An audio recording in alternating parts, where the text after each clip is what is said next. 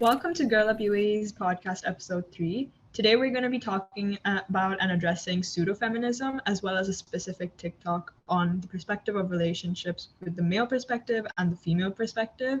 And I'm Anya, and today we have a guest, Shradul.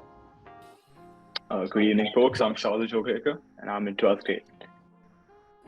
Hello, my name is Vaibhavi, and I'm also in 12th grade. I'm Shreya and Vaibhavi, and I'm in the 11th grade.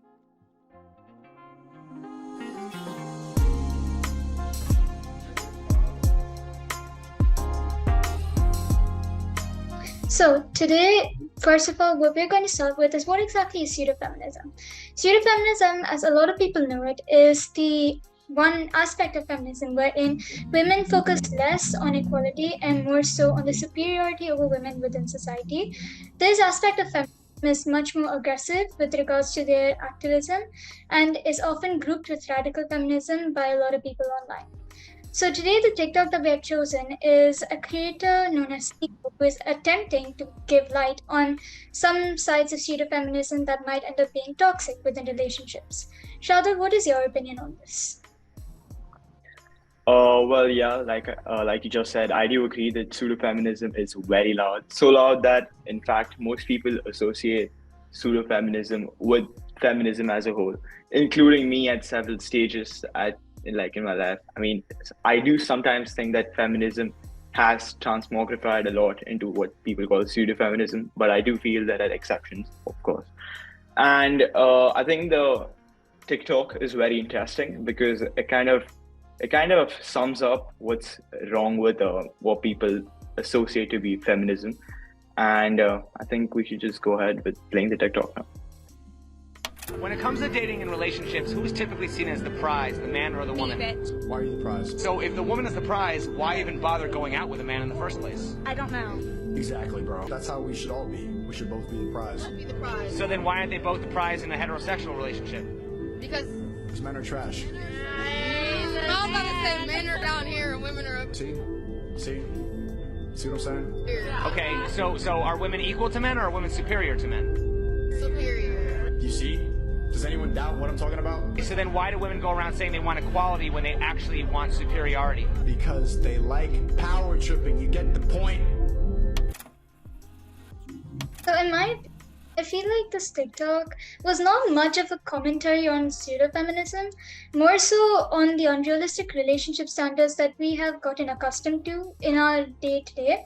Because I feel like because of different forms of media, we often portray relationships with very unrealistic standards where either one person has to be the prize or the other one has to be the prize. When in reality, I feel like within a realistic and healthy relationship, the people are not the prize, instead the connection that they have is the prize. And with regards to pseudo-feminism being like a majority in feminism, I feel like that might not exactly be true, because I think that pseudo-feminists gain more of a platform because usually on social media, you seem to get more, explosive material online. Only things that give you very extreme emotions usually start trending. So when someone starts tweeting, "Oh, I want to kill all men," that will gain more popularity than someone actually trying to, talk about the different ways that you can make society better for women and people of other genders. So because of this, I think that a lot of people are not willing to put in the time to research about such topics. So they often say that, pseudo-feminism is going to be a majority of feminism. But that's just the loudest aspect. That's the aspect people are willing to give attention to, because sometimes it just panders to the beliefs that they already have. It allows them to not care about the patriarchy because, this movement. Does that make sense? Yeah, I completely agree. I think there are a lot of extremes, especially from the female perspective in this context. And there are also extremes on the male perspective. There's no doubt, like creators like Andrew Tate, for example, which is arguable. However, I think, yes, it is important to keep in mind that there shouldn't be contradictions of expectations from both females and males within a relationship. And as stated in that TikTok, there were valid points. Like, I'm not going to deny that and say that only the woman should be the prize. That's not true.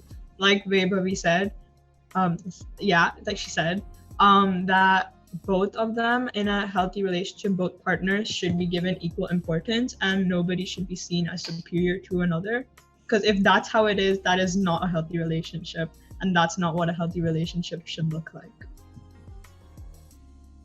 I mean, that aspect, I think that's kind of been universal throughout the history of humans because, I mean, while it may depend from society to society, I think women have always been seen as the more, prized part of the relationship, while the man is the guy who chases and, like, he tries to get the woman, he tries to convince the woman of his, benefits, I guess. And so it's always been like that. So it's not something new. It's not something like we can't really say it's something that's been, it's not a new phenomenon. So because of that, I do feel that it's not realistic to expect there to be no degree of prizing somebody. So it's always going to be the woman who's going to get, how do I say this? The woman will always be prized to a certain degree more than the man will, but as long as it doesn't get unrealistic, as in like the man thinks low of himself. Like, what I see often is a lot of men think, oh, she's out of my league, I don't know what I'm doing with her, I don't know how I'm dating her. I feel that mentality is kind of a sucker's mentality, it's kind of a loser's mentality, because that kind of shows that these men don't really have the ego and they don't think they're worth the person who they're dating, and I think that's toxic. So while you should prize each other, you should view each other as equal partners in the relationship, because that's what helps build a holistic relationship. You said the word ego. I don't think ego is the thing here. I think it should be that they should have a level of self-respect, I guess, or self-confidence to know that the partner they're with is, go on. I think that it's also very important to kind of go through the fact of why are women considered a prize? Because it's sort of relating to the way women have been objectified and are still being objectified within society. Because if you think about it, the reason why they were considered the prize is because they were supposed to be owned by a man, meaning that their wants and needs were not the ones that were put in the forefront. The man's abilities were put in the forefront. So if in this scenario, a man keeps showering a woman with gifts, with love, with unwanted attention, she is somehow, obligated to give him back this attention. This is what I assume it means to kind of, earn a woman as a price. It kind of puts everything that she wants at the back and pushes forward the thing that, if you get all of this, you are obligated to give him your love. Does that make sense? I feel like that's where most of this comes from. And honestly, I personally don't like calling myself or anyone else a prize because it sounds so dehumanizing, because you're not just what you can give to a relationship. You're much more than that. So even the question itself, I did not like it.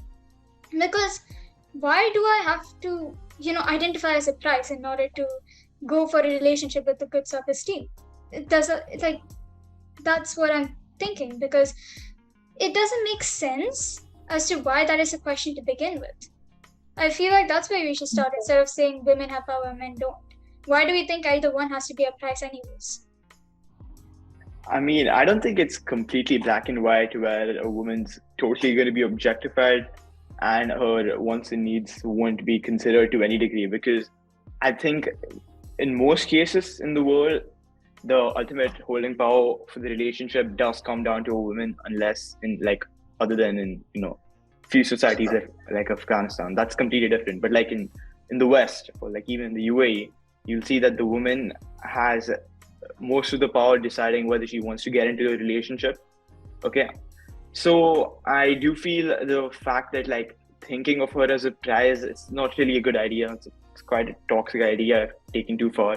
But if you view someone as, as a person who you would really like to get into a relationship, someone who you really value and cherish, and if you look at her or him or her as a prize in the way that it's something that you need to work to get to, but also to, you have to work in a relationship. So if you work to get to that point, I think that definition of prize is justified, but like, looking as like, a trophy wife kind of prize, that's not exactly a very good idea. I feel like your point about how a lot of the time women have a complete choice in relationships, it might not be completely accurate, because a lot of the times women are often forced to get into relationships because of men who keep harassing them, men who keep, they don't take no for an answer. Stuff like that is not that uncommon, because as a society, although we have progressed, we haven't gotten to a point where consent has become a conversation that happens on the daily. It has still been something that men don't understand.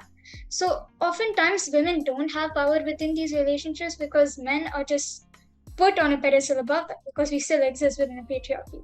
They are obligated to go for these dates for whatever they are asked for, because if not, they might end up getting stalked, they might get murdered, they'll get constantly harassed. So for their own peace of mind, they are often put into areas that won't exactly make them completely comfortable. However, although that can be a possibility in certain situations, I don't think that we should generalize that to all relationships. Sorry. And I think that yes, to an extent, yes, that is a valid point. Like there can be pressure from the male or their or their peers to get into a relationship with the guy or whatsoever, vice versa also possibly. However, I don't think that is the case in every situation, as the women do have a say a lot now than they did before into getting into a relationship and choosing what happens. And yes, consent is really important. I'm sure we've all probably heard that somewhere or seen it on social media, because now it is a topic of discussion. And yes, it truly is important. But it's not necessarily that women can't say no or women are scared to say no. It's more of a situation in which, in rare cases where women do say no and that's not respected, that is where we should draw the line. And I'm sure there's a lot of advancements in improving the lack of consent issue. However, yes, that does happen, but it shouldn't be generalized to all relationships, is all I'm saying. Also, as Vaibhavi mentioned, where we talked about how men are on an upper pedestal because at the end of the day, because we live in a patriarchy. In the TikTok by Sneeko, he mentions about power tripping and how women have always, if women are the prize at the end of the day, they're considerably on a higher pedestal and they just want more power. So let's talk a bit about that and just power tripping in general. So guys, can I have your perspectives on it? So I feel like that entire statement that he made was quite honestly not accurate at all. Because he started saying women have all the power, they are power tripping by, calling themselves the prize in a relationship. But if you look at it outside of a relationship, right, outside from whatever he's talking about, all the laws that are being passed are created by men in power. Every system that is being upheld by men in power. At the end of the day, no matter how many, opportunities we get, we are still going to exist within a patriarchy. And within a patriarchy, we will always be at a disadvantage. Because inherently, we aren't given the same level of opportunities. Whether we know it or not, we have these biases that we are yet to address yet. I've got to really disagree with that statement, because while it does talk about the society and laws in general, most women, I guess you're talking about the West here, or you're talking about the UAE here. Okay, but if we're talking about regarding the West, there are more women voters than men voters, and women tend to vote men into power. So it's not as if women are not being given the choice, and it's not as if the opportunities are being taken away from women. It's often that women actively make their own decisions to take other pursuits, which is completely fine, which is completely normal, and which should be respected. So I don't think it's exactly that related to the law aspect. I think he was talking more about in a relationship dynamic where, sometimes I think the aspect he was focusing on was how, like, some women, okay, they try to power trip men by, like, like kind of using themselves as a carrot over a stick. Like, that analogy, right? Like you have a carrot on a stick and you swing it in front of the horse and the horse keeps following it. So I think they use that as a I think they use that as an aspect of their mentality when they're talking with men. Okay, some women, and I think Sneeko was really frustrated about that part because, like, how we society in general has moved forward so much that we keep on talking about women empowerment, etc., etc. But there are still people who misuse that, like the women who were mentioned in the TED Talk. So I think he was specifically talking about that kind of situation. Yeah, go on, Shreya. Okay, yeah, I just, Shradul, you said that women vote for men into power. Yeah, they do. That's because they don't get good women candidates. You know what I mean? Like, there's so many women candidates and they've been voted into power where it's necessary, like where the voters have agreed with them. It's not as if they're not being given the choice. We saw recently in India, I mean, it's not as if India is a perfect place, but it's a pretty good place. But you saw India, yeah, the president of India is a woman. Okay, so it's not as if women are going to be deprived of everything. Of course, in some places they're going to be provided with much less than men are. But in in industrial societies, like the developed world, this is not the case. Like in places like Finland, in places like Scandinavia, where women are inarguably given the same opportunities as men are, they actively decide not to take the same paths that men do. That's not a bad thing. I don't know why people demonize that fact. Women have different preferences, have different choices. That's perfectly fine. That's perfectly normal. And that's a good thing. And we should encourage that. We should encourage women to do whatever they can. And the fact that they can do whatever they want to in these societies is actually the good part. All right. So I just want to ask you guys a question. So when was the last time you were shocked when a man was elected as vice president? Nothing? Exactly. So I do agree to an extent that yes, women have a choice in choosing political parties or political positions of certain candidates. However, it's important to keep in mind that a lot of women don't have equal opportunities within politics as men, and that was discussed in our previous episode as well, because there are factors that limit women from gaining high political positions such as the glass ceiling and other factors. However, with influences from liberal feminism, at least in a relationship aspect, which is today's topic of discussion, there have been more rights given to women, such as where women can gain legal custody over certain children, and they can report domestic violence cases, etc. And they have more rights overall than they did previously. Obviously, it's not equal, but it is a lot more advanced than it was previously. And I think we can all agree on that, right?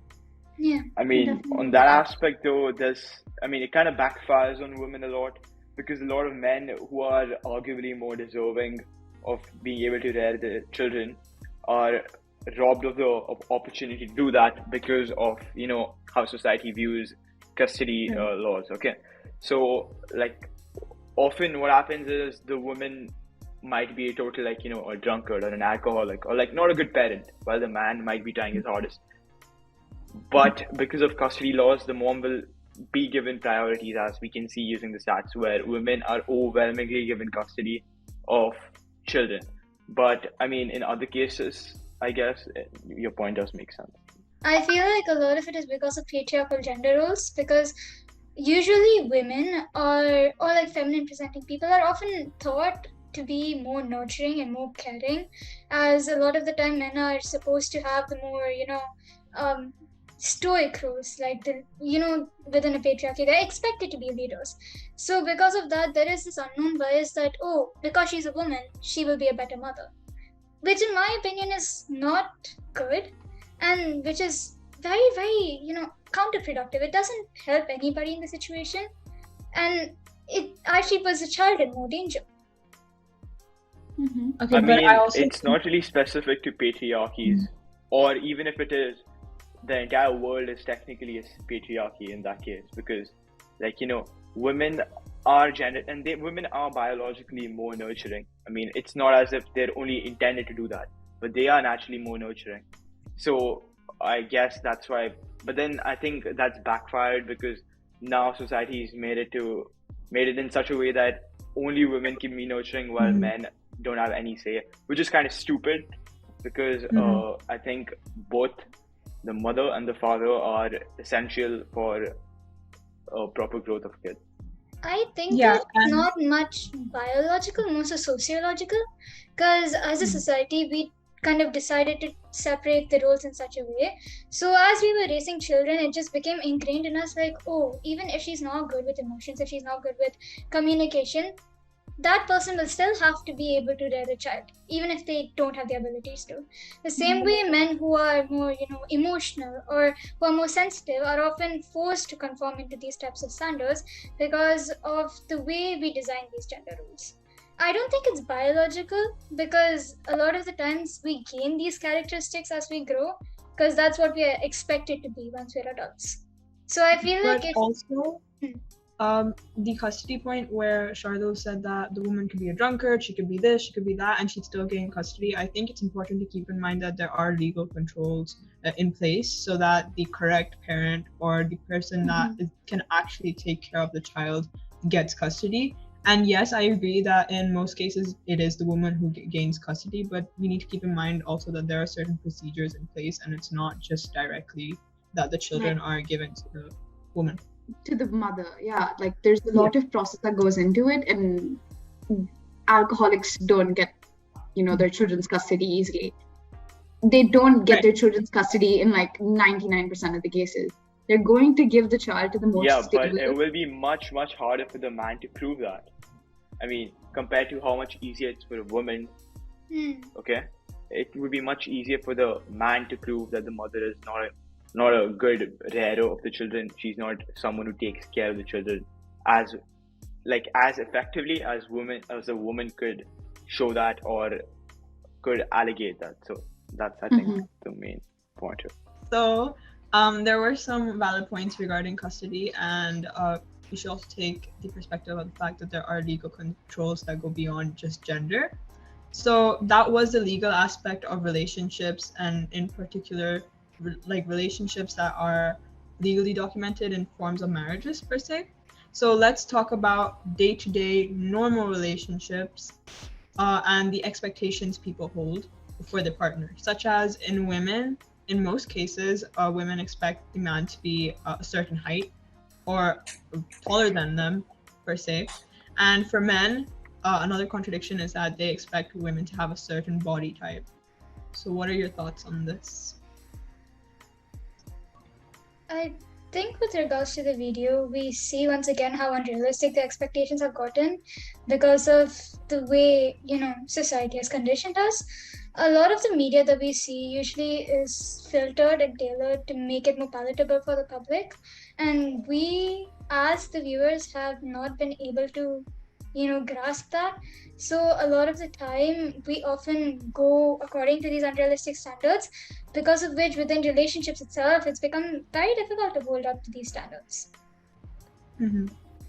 But I think personally, I think height shouldn't really be a deciding factor in terms of relationship. That's just my personal preference.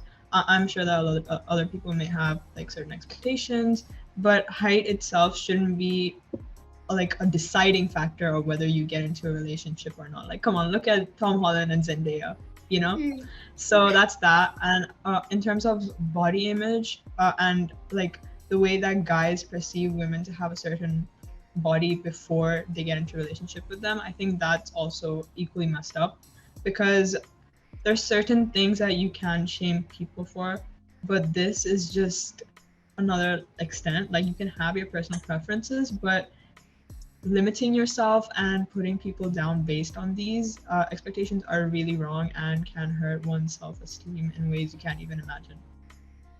See, well, again, to these points, there's a lot of nuance, right? So not all girls obviously care that much. Actually, pretty sure most girls don't really care that much about height, and if they see a guy that they like, they're not gonna see, oh my god, he's not tall enough, I don't want to talk to him.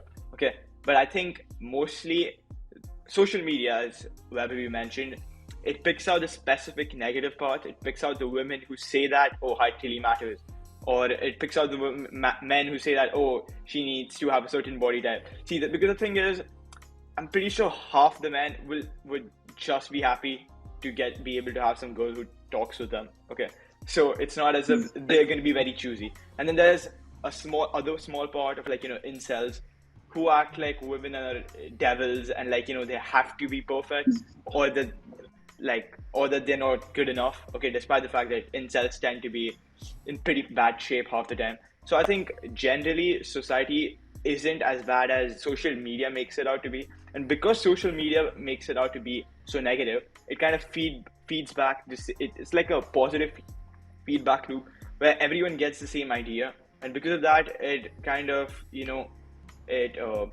reinstates that belief in people's minds, even if it's not inherently available, rather.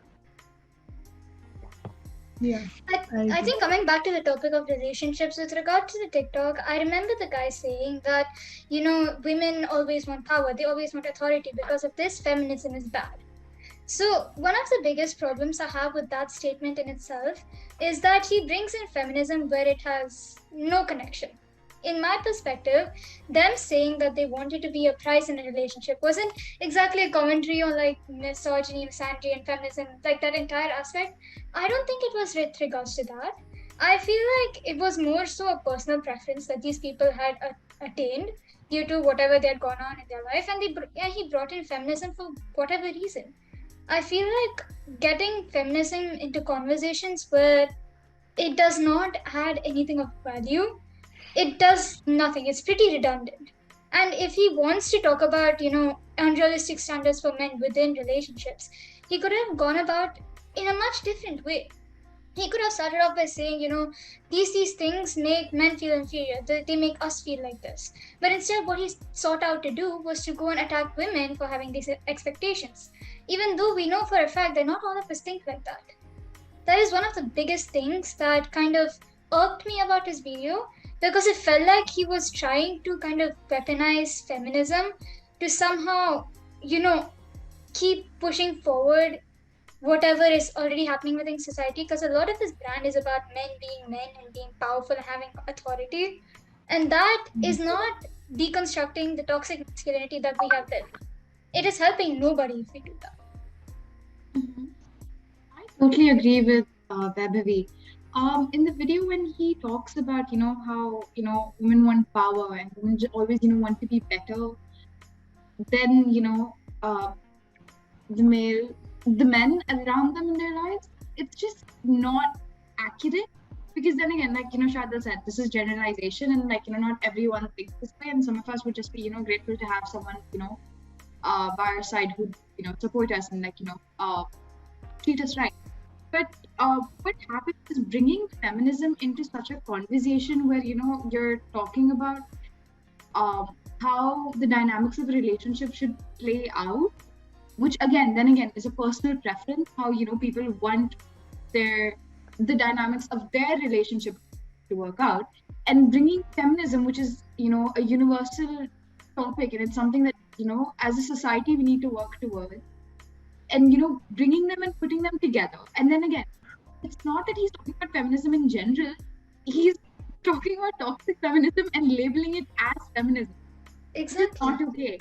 And then using that, we talked about this in our last podcast too, where we talked about how toxic feminism was given the mask, and, it wore the mask of normal feminism, and it wore the mask of the virtues of feminism, and that's how it was represented, when feminism and toxic feminism are two totally different things. Yeah, at the end of the day, they do want women to be represented and heard, but what they work for and what they work towards are two completely different things. And in such a conversation where one is talking about their personal preference of their relationship, which then again is a matter that's, regarding them and their partner, and then comparing it to something that's a world issue and not even like a common world issue, comparing it with one of the louder parts of the issue, and it's not the valid part or the correct part of the issue. Toxic feminism is the loudest, and it's not correct, or it's not like, oh yeah, this is what feminism is and this is what feminism believes in. It's a whole different thing, and it's a completely different conversation.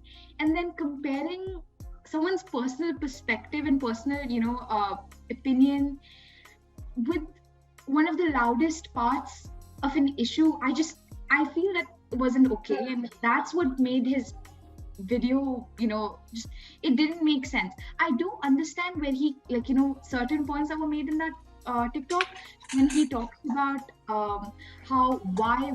when he talks about why women are on a higher, why should women be on a higher pedestal than men, we should be equal.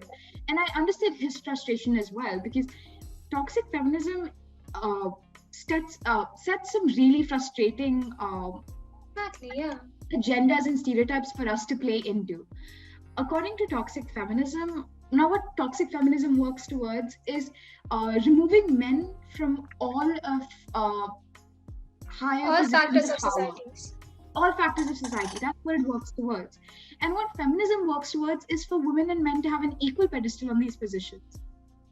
And bringing this, and I get why it's frustrating, for someone else who, who's just trying to go out and live his life, he really doesn't want, I think most men don't want any problem. They just want to live their life. They want to live in a happy environment, they want to have rights, and they want the people around them to have rights as well. And I get why toxic feminism becomes, how do I say this? It starts affecting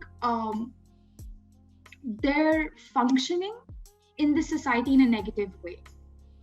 Do I make myself? Do I make sense? In corporate society, in corporate companies, and just the corporate world in general, what happens is, because of I do understand that equal representation, we do need it.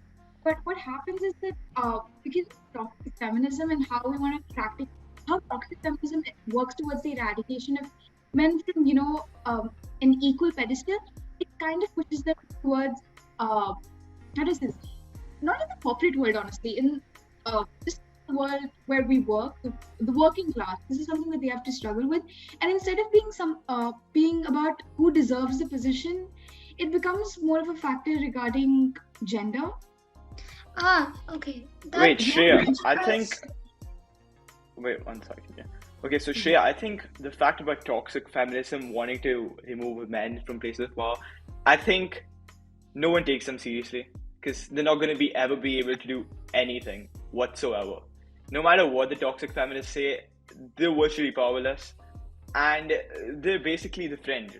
So I don't think that as such is a problem, as much as the fact that feminism itself has gained a toxic vibe in the eyes of people. Like, people view feminism negatively now because of the radical feminist aspect. So like, you see just in every man living in any nation, okay, there's a good chance a person will think feminism, when you talk about feminism, we're talking about that aspect of society, man hating women, those kind of people. Now, no one really takes their threats or goals seriously, because they frankly don't have the power, or they never will have the power. But their rhetoric is what damages feminism as well. And this relation damages feminism's integrity, though it's undeservedly done. But I also think that as men, right, all movements that have occurred throughout history will always have one side that is absolutely messed up. Everyone does. Every single one has one side that will go above and beyond for their own cause. But then that should not be like a justification for men to be like, oh, feminism is horrible. And that's what I see a lot of people doing online these days, because their own ego and their own prejudices within their head are what get enforced by the fact that they see people like this. Because they don't want to go into it and see what feminism is actually about, they often just stop at the surface level and be like, okay, this is what feminism is. This is why I hate the fact that feminism exists. And I feel like that's not something you can blame on feminists. I think it's an individual's responsibility to look into every topic that they decide to have an opinion about, look into every factor and every perspective they can possibly have, and only then decide whether they are for it or against it. Because if you decide to have an opinion on half-cooked information, and you get surprised when people are angry at you and when you're just wrong, that is quite honestly a very stupid way to think, if I say in my own terms, right? I feel like as a society, we need to give more responsibility to people while they're making their own opinions with regards to movements like this. Because oftentimes men that I see online, they say that, oh, I'm not a feminist because of radical feminists. When in fact, radical feminists are not the same as pseudo-feminists. They did not care to look into that. And that's not the fault of feminism itself. The feminism cause is amazing. It's great. It hopes for like complete equality. But if you yourself I have to disagree on one aspect there. That you... One second, can I go on? Yeah. So if you look at like the flow of feminism, right? Like first wave feminists, second wave feminists, these were all very vocal, okay? And their voices were like, the feminists themselves, right? They were heard throughout the world and they achieved what they wanted to achieve. Whereas now, feminism doesn't really have a goal. Like see, first wave feminism wanted women to have the right to vote. Second wave feminism, equality at home, equality at work, okay? Third wave feminism doesn't really have a goal as such. And now the fourth wave feminism... Sorry? Third wave feminism, I think it was about, what is it? I think it was about wage or something. But fourth wave feminism is about body autonomy. Fourth wave is less about, the workplace and more but about... the thing is that these waves have nowhere near the amount of, what do I call it, media, like the amount of media that they take up as compared to the psycho-feminists, the pseudo-feminists, is very small, right? Like you see the women who are actually doing the work, the feminists who are actually doing the work, who are working in countries like Afghanistan to provide education for the women who live there, okay? Or in other nations where women are in a much poorer state than the men are, okay? These women, these feminists often do their work, they do this good work, but they don't get the publicity that they deserve because generally media doesn't put a light upon the good things that are happening. They put a light upon the negative things that are happening. So, and then you see all the people in the West, like of course, the situation in the West or like, developed countries is not going to be perfect, but it's still so much better off. But then focusing on only that aspect means that women, people in general think that, oh, these people are pretentious, these people are, so privileged. They don't even care about what's happening on the situation. And they ignore everything whilst while still crying about basically nothing. So I think this misrepresents what actually happens. So I don't exactly understand your point. I personally don't understand the point here, because you started off by saying that fourth wave feminism has absolutely no aim, and then somehow you went... It doesn't have an aim with the specificity that the second and first waves did. I mean, right now, I think you said about bodily autonomy, but is that a general consensus? Is that what women agree upon in general? Is that what feminists agree upon in general? No, it's not. What radical feminists say has mostly become what becomes parroted by the media as, oh, this is a feminist. What the feminists who are aiming to achieve are achieving is not shown a light upon, and because of that, this consensus, this goal is not really shown a light upon, right? So everyone knows that the suffragettes, their goal was to let women vote. Second goal, again, by civil rights, etc. Let women work, let women have autonomy at home as well. They can take care of their finances, etc. Third wave feminism doesn't have the same goal, and even if it does, it's so inane that people are not very sure about it. So because of that, it's led to a lot of confusion. But I feel like the reason why continue. Sorry, I just want to say that I'm sure we all have our views on what feminism means to us. But personally, what feminism means to me is equality between both genders. And I agree with Shradul's point of saying how the media has mostly represented radical feminism and pseudo-feminism, which is why feminism has gotten the bad reputation that it has today. And I feel like if it was represented better in the media, more people would be understanding of what I truly believe feminism is. And I hope at the end of this episode that more people truly believe that feminism aims for equality, and it's not just the radical feminist aspect. It's much more than that. There are much more different perspectives, and I think it's important that we should all stay educated on that and have our own viewpoints that are not just largely fixated by the media. And considering all that we've talked today, I think it's best to end our podcast episode here and let everybody have their own views and opinions on feminism, because we can all just agree to disagree for the time being. So thank you all for listening to our podcast episode, and we hope that you can look at our socials and update us on any other topics you want to cover. Thanks.